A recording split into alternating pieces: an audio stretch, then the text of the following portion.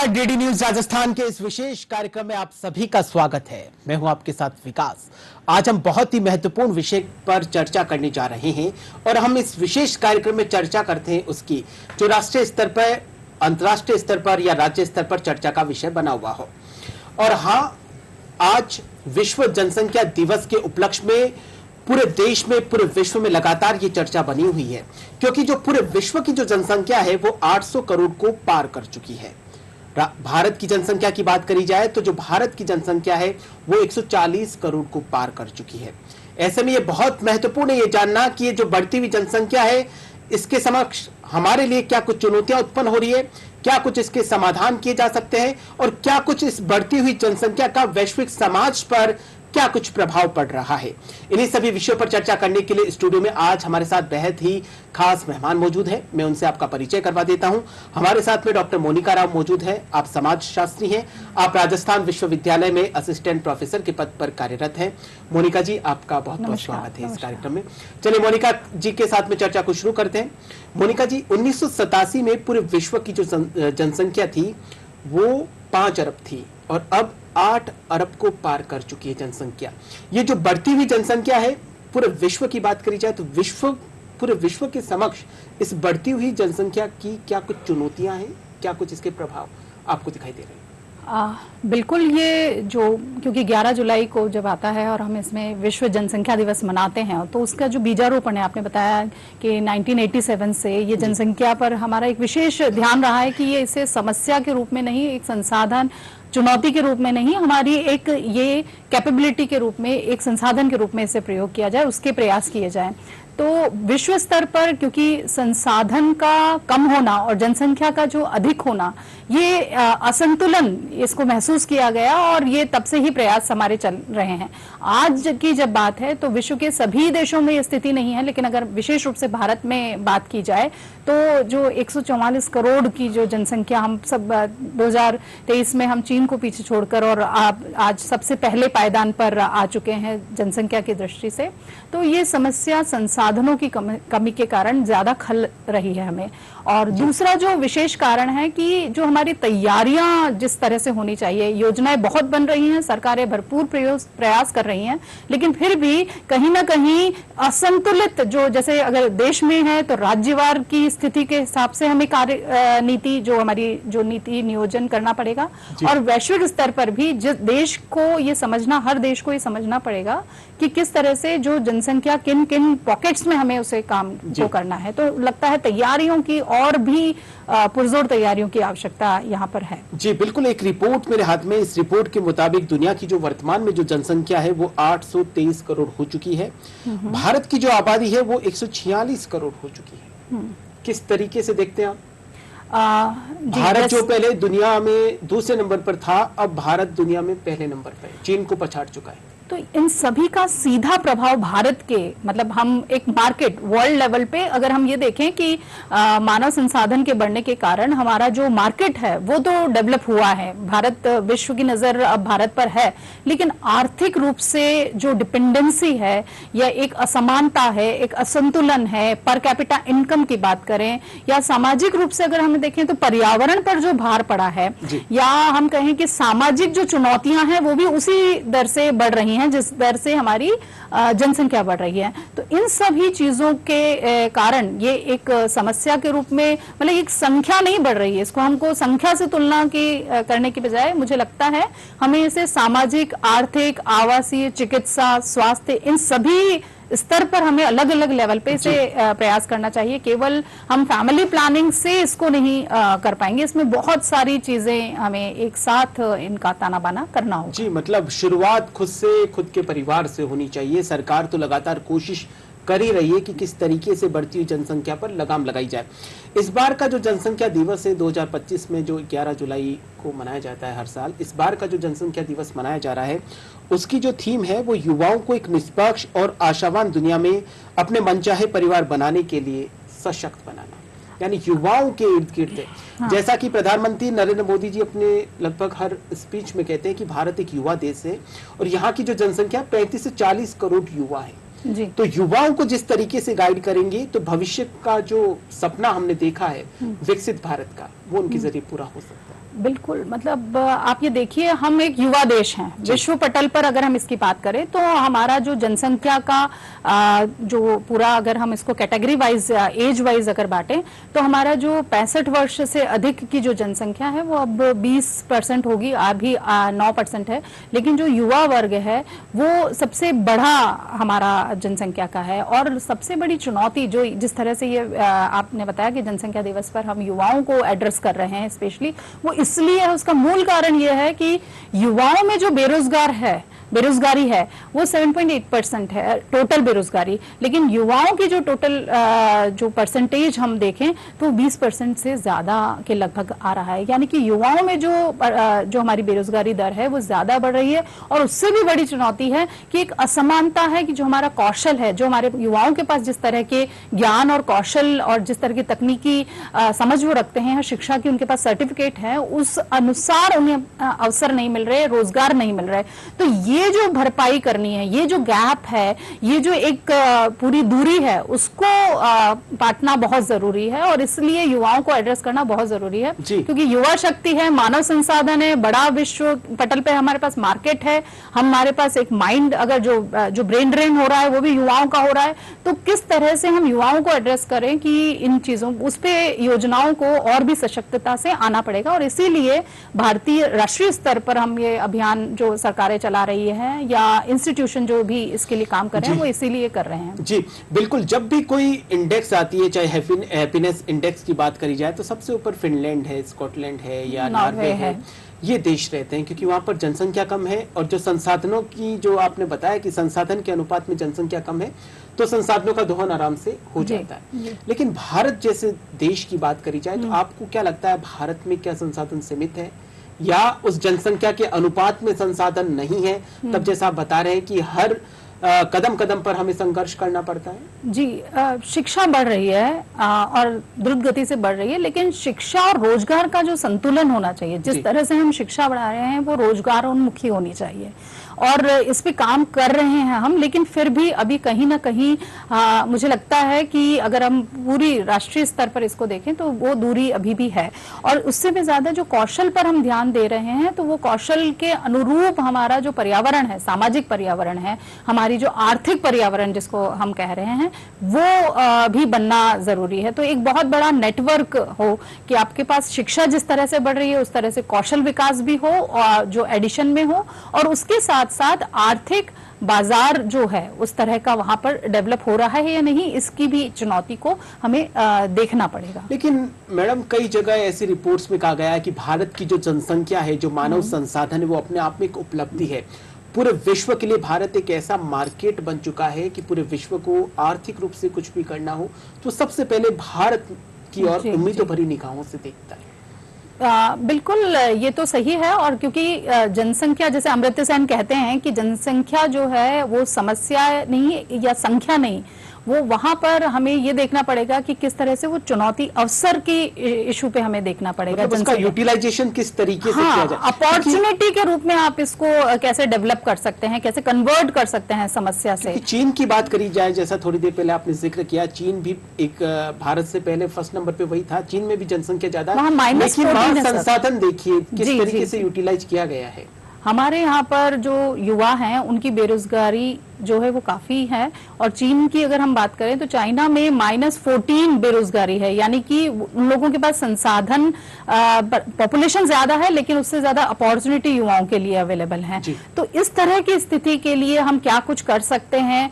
और मुझे लगता है कि सरकारी योजनाएं तो एक है, पर पैरेलल जो है व्यक्तिगत जो काउंसलिंग है, हमारे व्यक्तित्व के विकास के लेवल पे हमारी खुद की समझ में कि किस तरह से हमें अपनी लाइफ में कौशल को ऐड करना है, और फिर उस तरह की हम एक ऐसा नागरिक बन के निकलें कि हमारे पास संसाधनों की भी हम खोज कर सकें और अपने एनवायरनमेंट को डेवलप कर सकें, जो कौशल है उस तरह के बाजार को हम बना सकें। बिल्कुल, सरकार, जो भारत सरकार है वो लगातार कोशिश कर रही है, जैसा कि आपने जिक्र किया कि संसाधनों को खोजने का काम लगातार जारी है। और भारत सरकार जितना कुछ कर सकती है, समाज को जितना जागरूक कर सकती है, जितनी योजनाएं लानी चाहिए वो योजनाएं ला रही है। और उन योजनाओं के परिणाम मेरे हाथ में है कि जो भारत सरकार, जो भारत की हिस्सेदारी है दुनिया की आबादी में, वो 17.8% है। लेकिन सबसे ज्यादा जानने वाली बात यह है कि जो प्रजनन दर है वो जब अपन बात कर रहे हैं तब प्रजनन दर 1.94 है और 2000 की बात करी जाए यानी सन 2000 में ये प्रजनन दर थी वो 3.35 थी, यानी 3.35 से हम अभी वर्तमान में 1.94 पर हैं। जी। पहले जब औसतन 3 बच्चों का जन्म हो रहा था, अब वहां पर 2 से भी कम बच्चे हो रहे हैं भारत में। तो सरकार तो पूरी तरीके से जागरूक कर रही है और उसका परिणाम सामने। बिल्कुल, ये तो है ही, लेकिन इसमें एक समस्या जो अगर हम इसको डेमोग्राफिकली इस स्टेटिस्टिक्स को देखें तो जो राज्यवार संतुलन है उसको हमको देखना पड़ेगा कि वहां पे जो संसाधन है, क्योंकि हैप्पीनेस इंडेक्स की आपने बात की, क्वालिटी ऑफ लाइफ की आपने बात करी, तो अगर हम एवरेज पे गोल को टच कर पा रहे हैं कि 2 है, लेकिन फिर भी क्या संसाधन के लिए वो इक्विलिब्रियम है, एक सामंजस्य की स्थिति है, संतुलन की स्थिति है, वहां हमें देखना पड़ेगा। तो मुझे लगता है भारत में एक तो हमें राज्यवार इस एजेंडे को ज्यादा सीरियसली और ज्यादा डीप डाउन जो रूटेड इश्यूज हैं, कॉजेज हैं, उन पे काम करने की जरूरत है।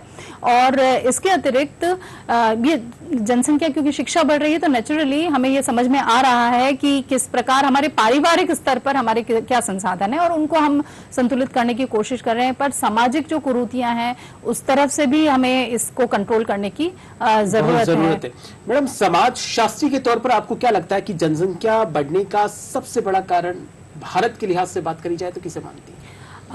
2-3 कारण हैं जो भारत, क्योंकि सांस्कृतिक पृष्ठभूमि के हिसाब से विश्व स्तर पर भारत को ये अलग कर देता है। ये अलग मतलब बेहतरीन तरीके से हम रिप्रेजेंट कर सकते हैं, लेकिन उसमें भी कुछ चीजें हैं जो हमें माननी होंगी। उसमें एक है जो हमारा जो जेंडर सेंसिटाइजेशन है, जो लिंग असमानता की बात है हमारे यहाँ पर, या जिसे हम कहें कि पितृसत्तात्मकता जो है वो एक समय पे एक व्यवस्था थी और उसको हम आज भी हम चला रहे हैं, तो वो एक बड़ी समस्या है जहां पर पुत्र प्राप्ति के लिए केवल बच्चे पैदा करना या सिर्फ अगर पुत्रियां हैं तो वहां पर ये समझना कि वंश किस तरह से चलेगा, इस लेवल पे मुझे लगता है एक बड़े रिसर्च की भी, बहुत अच्छी रिसर्च की और उसकी पब्लिसिटी की जरूरत है कि किस प्रकार से जिन पेरेंट्स के सिर्फ पुत्रियां हैं उनका बुढ़ापा कितना अच्छा और सुखद हो रहा है। आपको अपनी तो वो हमारी जो डेवलप है, हमारी सोच में परिवर्तन की जरूरत है और उस काउंसलिंग के लिए बहुत ज्यादा हमें बात करनी होगी। और दूसरा जो रीजन है, लिंगानुपात के अलावा सामाजिक स्तर पर हमारे यहाँ जो पारिवारिक ताना बाना है उसमें जो महिलाओं की भागीदारी है, शिक्षित महिलाओं की भागीदारी है रोजगार में, वो कम है। तो इसे भी बढ़ने की आवश्यकता है, क्योंकि अगर शिक्षित महिलाएं बेरोजगार हैं तो वो हमारी पूरी पर कैपिटा इनकम को डेवलप करने में जो कंट्रीब्यूट कर सकती हैं वो नहीं कर पा रही हैं। तो ये एक सॉल्यूशन अपने आप में हमें दिखता है, जिसके लिए हमें पूरे सारी unit starting from the centre to family सभी इंस्टीट्यूट को वर्क करना चाहिए। जी जी मैडम, भारत जहां बढ़ती हुई जनसंख्या को लगातार नियंत्रण करने की कोशिश कर रहा है, वहीं कई ऐसे देश हैं जो घटती हुई जनसंख्या के कारण परेशान है। चाहे चीन का उदाहरण ले सकते हैं, जापान का ले सकते हैं, और भी कई देश हैं, क्योंकि वहां पर अब या तो बच्चे हैं या फिर बुजुर्ग हैं, बीच में युवाओं की आबादी बिल्कुल नहीं है। बिल्कुल। तो ये किस तरीके से उस देश के विकास में बाधित हो रहा है? क्या भारत के सामने भी ऐसी कोई चुनौती आ सकती है? देखिए, जो यूएन की रिपोर्ट है वो कहती है 2050 में हमारे यहाँ जो अभी 9 के आसपास वृद्ध जनसंख्या है वो 20% हो जाएगी, 9% से। और ये अनुमान भी 2050 तक भारत में और जापान में और सभी जगह जो हम देख रहे हैं वहां पर एल्डरली पॉपुलेशन हाईएस्ट कैटेगरी में है। तो वहां पर ये चुनौती है कि मानव संसाधन की कमी है और जो डिपेंडेंट पॉपुलेशन है, चाहे वो चिल्ड्रन वाली हो या ओल्ड एज हो, दोनों के लिए केयर मैकेनिज्म वीक है। सरकारें प्रयास कर रही है लेकिन जो एक इमोशनल जो मैकेनिज्म है, देखभाल तंत्र है, वो कम है। भारत में जनसंख्या की दृष्टि से और पारंपरिक कल्चर की दृष्टि से या हमारे जो परिवार का जो ज्वाइंट और न्यूक्लियर फैमिली दोनों में ही जो पारिवारिक जो सुगढ़ता है वो अन्य देशों से अधिक है। तो आज की स्थिति में तो हम विन विन सिचुएशन में है, लेकिन जिस तरह से पॉपुलेशन या डेमोग्राफिक जो आंकड़ों का जो परिवर्तन हो रहा है साल दर साल, और यूएन की रिपोर्ट जो कहती है उस हिसाब से भारत में भी ये स्थिति आएगी। 2050 में जब हमारी 20% डिपेंडेंट पॉपुलेशन ओल्ड एज होगी, हमारी यंग पॉपुलेशन लगभग 22 होगी, तो बहुत बहुत सारी, ये आंकड़ा बिल्कुल आपका जो है वो आई शेप में हो जाएगा, जहां पर बच्चों की संख्या भी अधिक है, युवाओं की कम है और फिर वृद्धों की जनसंख्या कम है। तो हमारे पास जो टेकिंग केयर मैकेनिज्म है वो कम हो सकता है, ये संभावना हमारे यहाँ भी हो सकती है। अभी से क्या कुछ तैयारियां की जानी चाहिए उसको लेके, क्योंकि 2050 तक का जो लक्ष्य रखा गया है, जैसा कि आप बता रहे कि यूएन की रिपोर्ट में ये है, तो हमें, हमारे लिए भी चाइना और जापान जैसी स्थिति नहीं आए उसके लिए। बिल्कुल, ये बहुत समसामयिक प्रश्न है और ये जनसंख्या से जितनी परेशानी नहीं है उससे ज्यादा घटती हुई जनसंख्या और एक तरीके से आपकी जो सांस्कृतिक विरासत कहें या आपकी जो वंश कहें, उसी के ऊपर कहीं ना कहीं प्रश्न चिन्ह लगता है। देखिए, जनसंख्या बढ़ना और घटना नहीं, मेरा सिर्फ ये है कि हमारी सरकारें जिस तरह से जो निवेश कर रही हैं वो अपनी जो पूंजी है उसको किस तरह से हैप्पीनेस के लिए कंट्रीब्यूशन कर सके, उस तरह की सामंजस्य की आवश्यकता है। तो आप जो वृद्धावस्था की या हम बोले कि जो चाइल्ड पॉपुलेशन है, उन दोनों की डिपेंडेंसी रेशो को यूथ से करने के लिए आज हमें 3 चीजें मुझे लगता है सीधे सीधे सोच लेनी चाहिए।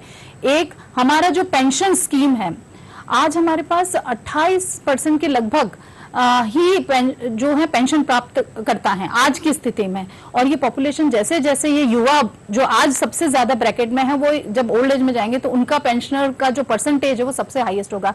आज हमारे यहाँ स्ट्रगल कर रही हैं सरकारें कि वो पेंशन को पूरी तरह से कितना दे पा रही हैं, इस पे चिंता व्यक्त की जा रही है। तो वो आगे जब ये पॉपुलेशन और बढ़ेगी तो क्या हमारी तैयारी है, तो जो सोशल सिक्योरिटी का जो मुद्दा है उसको हमें आज से ही देखना होगा।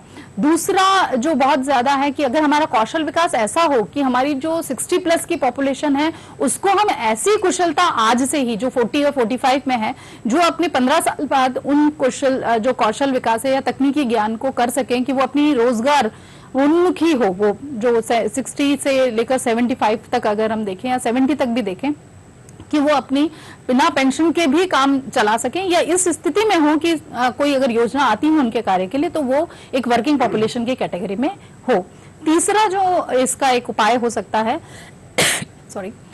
तीसरा उपाय ये हो सकता है कि हमारे जो पारिवारिक जो स्ट्रक्चर हैं, क्योंकि हमारे यहाँ पे अगर माइग्रेशन है फ्रॉम रूरल टू अर्बन हो रहा है, और क्योंकि ग्रामीण स्तर पर हमारे यहाँ पे विकासोन्मुखी प्रक्रियाएं चल रही है, लेकिन वो इतनी पर्याप्त नहीं है कि जो 20% पॉपुलेशन हमारी जो शहरों में रहती थी, आज 35% पॉपुलेशन के करीब हमारी शहरों में जा रही है और उससे ज्यादा बढ़ रहा है ये तेजी से। वो इसलिए क्योंकि ग्रामीण स्तर पर रोजगार के अवसर नहीं है। तो ग्रामीण विकास का जो हमारा एजेंडा है उसको हमको इससे जोड़कर देखना पड़ेगा कि युवाओं की संख्या वहां कम है, सिर्फ वहां एल्डरली पॉपुलेशन है, चिल्ड्रन भी कम है। मतलब सारी चीजें कड़ी से कड़ी जुड़ी हुई हैं। अगर आप एक कड़ी को सुधारने की कोशिश करेंगे तो पीछे की जो कड़ियां हैं वो सुलझती हुई जाएगी। अभी हाल ही में सरकार ने ये घोषणा करी और अक्टूबर 2025 से लागू हो जाएगा कि जो 16वीं जनगणना है वो होना स्टार्ट हो जाएगा। तो आपको क्या लगता है जो जनगणना है उसका क्या कुछ विशेष महत्व है? और इस बार की जो जनगणना है वो डिजिटल माध्यम से, डिजिटल प्लेटफॉर्म पे हो रही है, और भी कई चीजें हैं उसमें।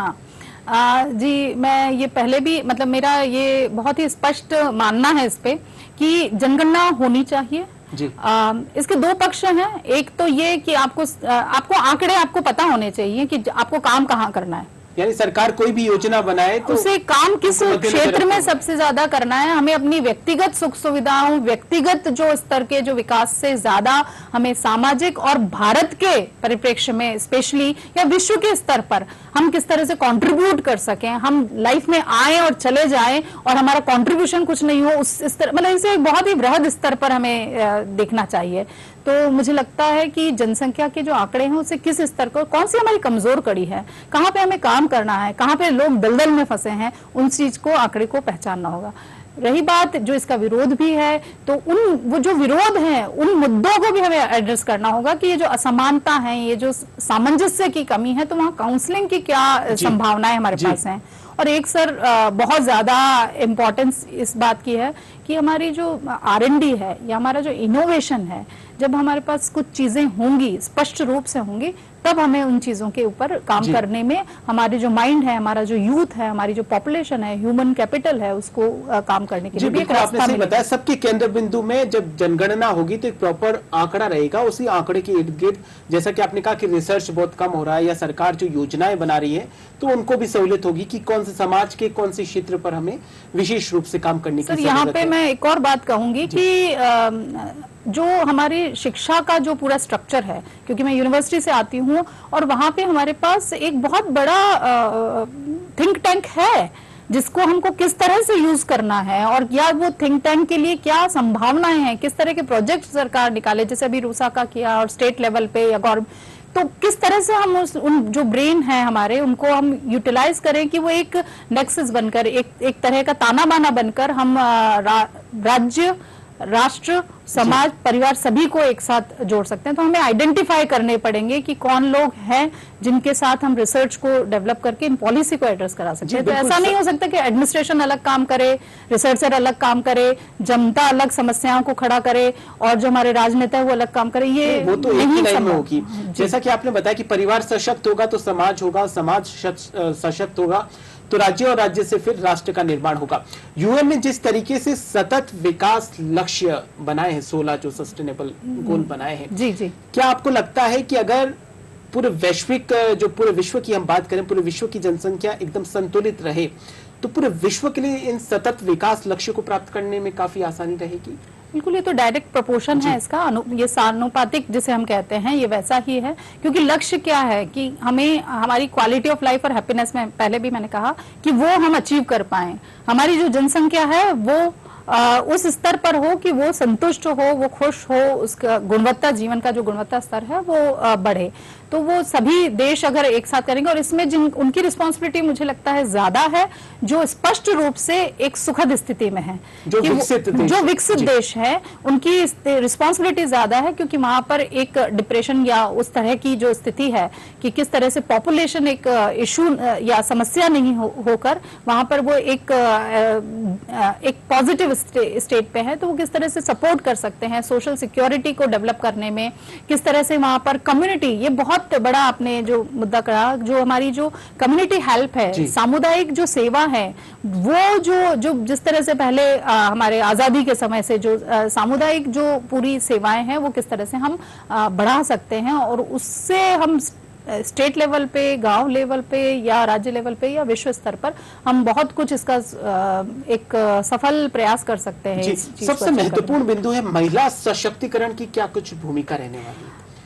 महिला सशक्तिकरण की, मैंने जैसे कहा कि शिक्षा और रोजगार जो महिलाओं की है उनमें एक सामंजस्य देखना बहुत जरूरी है, क्योंकि जितनी शिक्षित महिला हैं वो रोजगार की तरफ अगर नहीं बढ़ रही हैं तो ये हमारी सामाजिक पर्यावरण का भी है कि वहां पे भी कुछ खामियां हैं जिन्हें हमें दूर करना होगा। खुद महिलाओं का, इस समाज से ज्यादा मेरी तो ये आग्रह है, जो हमारी महिलाएं हैं उन्हें समझना होगा कि ये जो हमारी शिक्षा में जो खर्च हुआ है वो हमारे राष्ट्र की पूंजी है, हमारी रिस्पॉन्सिबिलिटी है कि हम किस तरह से कंट्रीब्यूट कर पाए वापस, और हम सभी को अब अवलोकन करना होगा कि किस तरह से हमारा जो जीवन लक्ष्य है, ये एक देश के लेवल पे या राज्य के लेवल पे नहीं, हमारी पर्सनल लाइफ में हमारा लक्ष्य क्या है और उस लक्ष्य के प्रति हम क्या कर रहे हैं, किस तरह से हम परिवार की आर्थिक स्थिति, सामाजिक स्थिति या राजनीतिक स्थिति और मानसिक स्थिति सभी को हम ठीक कर सकते हैं, और राष्ट्र में हम किस तरह कंट्रीब्यूट, तो वो हमें सोचना है, बड़े प्रश्नों पर बात करनी पड़ेगी। बिल्कुल, बड़े प्रश्नों के ऊपर बातचीत करनी होगी।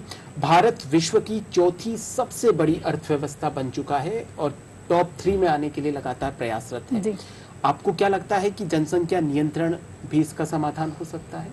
जी, अभी हम कौशल भारत जो मिशन हमारा चल रहा है या स्मार्ट सिटी का चल रहा है, तो हम बिल्कुल भारत उस स्थिति में तो भी आ ही रहा है, लेकिन फिर भी अभी भी कुछ चुनौतियां हैं, कुछ ग्रे एरियाज हैं जिन पे हमें एक बहुत ही द्रुत गति से, या जिसे कहें जहां पर तैयारी की कमी नहीं लगनी चाहिए। मतलब आपके कहने का मतलब ये है कि अगर संसाधन नहीं है कोई बात नहीं, संसाधन को क्रिएट करो और जनसंख्या के अनुपात में लाइए, या तो जनसंख्या को संसाधनों के अनुपात में लाइए या संसाधन खुद के इतने बढ़ा दो कि जो पॉपुलेशन है, जो युवा है, वो बेरोजगार ना रहे। बिल्कुल, और इसमें इसका एक आशय ये भी ले सकते हैं विकास जी कि आपका जो जनसंख्या में जो कौशल है, अब उसके लिए उसका जो आपके पास इनपुट है, जो एनर्जी है, जो कैपेसिटी है, उसको आपको लगाना कहाँ है, वो एनवायरनमेंट उसी जगह डेवलप होना चाहिए। तो वो सरकार की रिस्पॉन्सिबिलिटी है। और सरकार लगातार कौशल विकास के लिए जो भारत जो नई शिक्षा पद्धति बनी है, नई शिक्षा नीति आई है जो 2019 में लागू हुई है, उसमें भी कौशल विकास पे सबसे ज्यादा जोर है। बिल्कुल, एनईपी में तो है ही, और अभी तो हम यूनिवर्सिटीज में उन चीजों को देख ही रहे हैं कि जो मेजर माइनर जो हमारे सब्जेक्ट्स हैं और किस तरह से हम सर्टिफिकेट से डिग्री और डिग्री से हम ऑनर्स की डिग्री दे रहे हैं, और उन सभी में हम कौशल विकास का भरपूर प्रयास कर रहे हैं। लेकिन वहां पे भी अभी जो इंस्टीट्यूशनल लेवल पे जो खामियां हैं उनको भी बहुत ही जल्दी उनको दूर नहीं किया गया, तो कहीं ना कहीं हमें एक चुनौती बड़ी देखने को मिल सकती है। समाजशास्त्री होने के नाते समाज से क्या कुछ अपेक्षाएं की जानी चाहिए? बिल्कुल, या परिवार से क्या कुछ अपेक्षाएं की जानी चाहिए? जो हमारा जो पेरेंटिंग, मुझे लगता है, मैं हमेशा सोचती हूँ कि समाजशास्त्र में सबसे बड़ी चुनौती जो हमारी पेरेंटिंग की जो जिस तरह से आ रही है कि हम बच्चे को बनाना क्या चाहते हैं। हम डॉक्टर इंजीनियर बनाना चाहते हैं, एक बड़े अगर हम गुडी लेवल पे देखें तो हम एक बहुत अच्छा नागरिक बनाना चाहते हैं, लेकिन व्यवहारिक रूप में क्या हम वो करने में सक्षम है? क्योंकि अब दादा दादी नाना नानी आपके पास ज्यादा नहीं है। अब एकल परिवार की जो प्रथा थी वो पूरी वो है, वो ट्रांसफर, इंस्टीट्यूशन जो केयर का था वो ट्रांसफर हो गया। तो ऐसी स्थिति में क्या हमारी जनसंख्या की जो क्वालिटेटिव लेवल पे, क्वांटिटेटिव तो है ही पर क्वालिटेटिव, हाँ, पर जो जनसंख्या की गुणवत्ता में है उसमें हम परिवार लेवल पे क्या कंट्रीब्यूट कर सकते हैं? कैसे अगर कल हमारे पास डिपेंडेंसी आ जाती है आर्थिक या सामाजिक रूप से, तो हमारे पास क्या मैकेनिज्म है अपनी साइकोलॉजिकल जो स्टेट ऑफ माइंड को सही करने का, या हमारे पास क्या ऐसा है कि हम अपनी पर्सनालिटी को ऐसा बनाएं कि हम बहुत ज्यादा जो खामियां हैं समाज में उसको इग्नोर करके अपने आप को as a individual as a एक सॉल्यूशन प्रोवाइड कर सकें, या हम as a caretaker of ourselves and others हो सकें। तो जो केयर गिविंग की जो ट्रेनिंग है वो बहुत जरूरी है कि युवाओं में हो, बच्चों में हो, जिससे जो डिपेंडेंसी रेशियो है वो भी कहीं ना कहीं उस समस्या को भी एड्रेस किया जा सकेगा। और सबसे अंतिम प्रश्न, 2047 तक भारत को विकसित बनाना है, जैसा कि प्रधानमंत्री नरेंद्र मोदी जी का सपना है कि 2047 तक भारत भी विकसित राष्ट्र की श्रेणी में है। किस तरीके से देखते हैं, किस तरीके से पॉपुलेशन कंट्रोल भी एक तरीके से एक उपाय हो सकता है? भारत में जनसंख्या स्थिरीकरण, जिसको हम कहते हैं ना, स्टैटिक, वो वहां पे आ जाए, और वो एक आशय है। क्योंकि आपका जो पूरा जो विकसित भारत का सपना है, वो विकसित भारत का सपना तभी पूरा होगा जब आपकी क्वांटिटेटिव अगर कंट्रोल कर लिया, लेकिन हम तब भी अगर क्वालिटेटिव लाइफ को नहीं कर पाए तो हमारे लिए ये चुनौती ही है कि आपने बच्चे 2 कर लिए, लेकिन फिर भी उन 2 बच्चों के लिए भी या एक बच्चे के लिए भी आपके पास संसाधन मुहैया नहीं हो पा रहे हैं, तो आप एजुकेशन प्रॉपर नहीं दे पा रहे हैं, आप प्रॉपर उनको मानसिक जो उनके स्टेटस, जो साइकोलॉजिकल इश्यूज डेवलप हो रहे हैं, उनको आप एड्रेस करने के लिए आपके पास टाइम नहीं है। तो ये देखना पड़ेगा कि अगर बच्चे कम करके या जनसंख्या कम करके राष्ट्र में हम जो संसाधनों को नहीं बढ़ा पा रहे हैं तो भी हमारे लिए एक समस्या हो सकती है। तो दोनों तरफ से हम जल्दी से समाजशास्त्री होने के नाते क्या कुछ संदेश देना चाहेंगे? जी, जो समानता और व्यवहार में जो हमारे परिवर्तन, मतलब समानता के भाव को हमको बढ़ाना होगा, महिला और पुरुष की दृष्टि से, पुरुषों की रिस्पॉन्सिबिलिटी और महिलाओं की जो योग्यता है उसको पहचान कर, एक ये, और दूसरा जो हमारे जो व्यवहारिक ज्ञान में हमें इजाफा करना होगा, हमारे चेतना स्तर को बढ़ाना होगा। हम केवल कुएं के मेंढक नहीं बन सकते, चेतना का स्तर, उस स्तर पर जाना होगा कि हम और कैसे कंट्रीब्यूट कर सकते हैं पूरे समाज के, और अवसर तो सरकारों को बढ़ाना। जी बिल्कुल, आपने सही कहा कि हमें कुएं का मेंढक नहीं बनना है, हमें हमारी चेतना स्तर को बढ़ाना होगा। मैडम, आज आप इस प्रोग्राम में पधारे और इतनी सरलता और सहजता के साथ में आपने हमसे विचार साझा किए, आपका बहुत बहुत धन्यवाद। डीडी न्यूज राजस्थान के आज के इस विशेष कार्यक्रम में फिलहाल के लिए इतना ही। आप देखते रहिए आपका अपना चैनल डीडी न्यूज राजस्थान। नमस्कार।